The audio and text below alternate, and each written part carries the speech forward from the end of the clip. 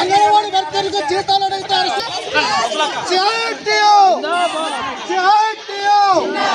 అంగన్వాడీ వర్కర్లపై రాష్ట్ర ప్రభుత్వం ఉండి వైఖరి.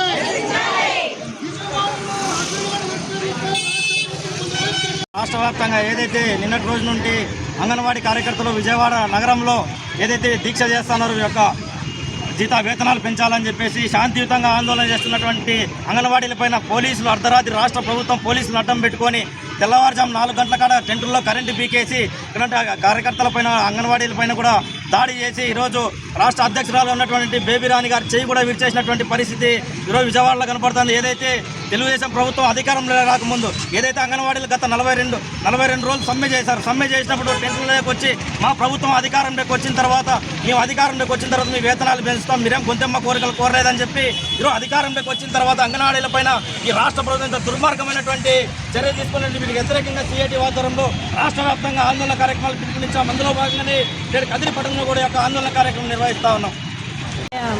మేమైతే ప్రింట్ మీడియా ద్వారా ఎలక్ట్రానిక్ మీడియా ద్వారా ప్రభుత్వానికి విన్నవించుకుంటున్నాము. ఏమంటే నిన్న విజయవాడలో మా వారు ధర్నాలు బాగా సానుకూలంగా చేస్తుంటే ప్రభుత్వం వారు 5 గంటలకు వచ్చి ధర్నాలు కాకుండా నిర్వీర్యం చేయడానికి, టెంట్ నుంచి తొలగించడానికి చర్చలు పిలుస్తామని మంచిగా మాట్లాడించి అరెస్ట్ చేశారు. మా వాళ్ళు ఎక్కడున్నారో కూడా మాకు తెలియదు, వాళ్ళు ఏ స్థానాలు ఎక్కడున్నారో మాకు తెలియదు. వాళ్ళు చాలా ఇబ్బందులు పడుతున్నారు. ప్రభుత్వాన్ని విజ్ఞప్తి చేస్తున్నాము. మేమేమి వాళ్ళేమి వ్యతిరేకించలే, ప్రభుత్వానికి సానుకూలంగా ఉన్నాము. మా జీతాలు మాత్రమే అడిగాము మేము. కానీ మా వాళ్ళు ఎక్కడున్నారో మాకు తెలియదు. మా వాళ్ళు వెంటనే విడుదల చేయాలి, మాకు జీతాలు పెంచాలి ముఖ్యమైన డిమాండ్. మా వాళ్ళు ఎక్కడున్నారో మాకు వాళ్ళు ఖచ్చితంగా విడుదల చేస్తే ఎంతవరకు మేము పోరాడతాము. ఇది మీడియా పక్షంగా దీనికి ప్రభుత్వం తెలియజేయాలని కోరుతున్నాము. ఎవరు తప్పు ఉంటే క్షమించమని. ఈ వకులమ్మ, నేను ఒక మండల లీడర్ను. మేము శాంతవంతంగానే చేస్తున్నాము. 2 ఏళ్ళప్పుడు మేము మా ప్రభుత్వం వస్తే మేము ఖచ్చితంగా పెంచుతాము, పక్షపాతం వాళ్ళు పెంచలేదు జీతాలు అని చెప్పని మా టెంటల్లోకి వచ్చి మా అన్నం పెట్టి మా దగ్గర కూర్చొని అన్నీ చెప్పిన 2 ఏళ్ల నుంచి మమ్మల్ని అడుగుతున్నాము, శాంతంగానే అడుగుతున్నాము. ఎప్పుడు కూడా మమ్మల్ని ఫస్ట్ చర్చలకు పిలుస్తారు కానీ ఏమీ చెప్పరు. ఈరోజు మా వాళ్ళు విజయవాడలో శాంతివంతంగా ధర్నా చేస్తారంటే 4 గంటలకు కరెంటు లాగేసి మా వాళ్ళని అరెస్ట్ చేసి ఎక్కడున్నారో కూడా మాకు తెలియదు. 4 గంటల నుంచి తిప్పుతూనే ఉన్నారని చెప్పని మా వాళ్ళు అన్నారు. మా వాళ్ళను అరెస్ట్ చేసిన వాళ్ళను వదిలేసేంతవరకు మేము పోరాడుతూనే ఉంటాం.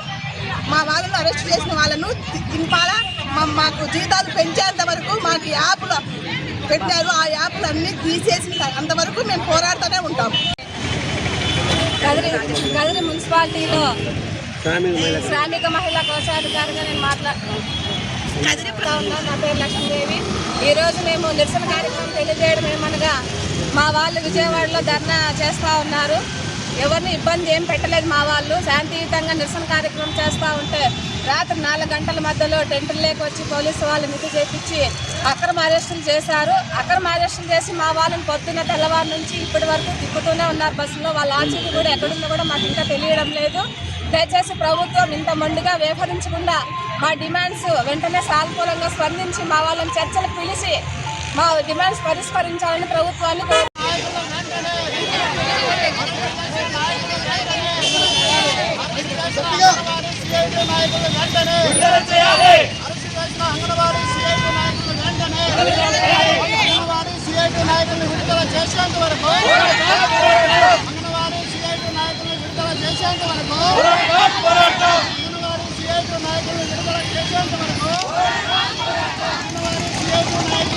చేసేంత వరకు కనీస వేతనాలు 20,000 ఇచ్చేంత వరకు, కనీస వేతనాలు 26,000 ఇచ్చేంత వరకు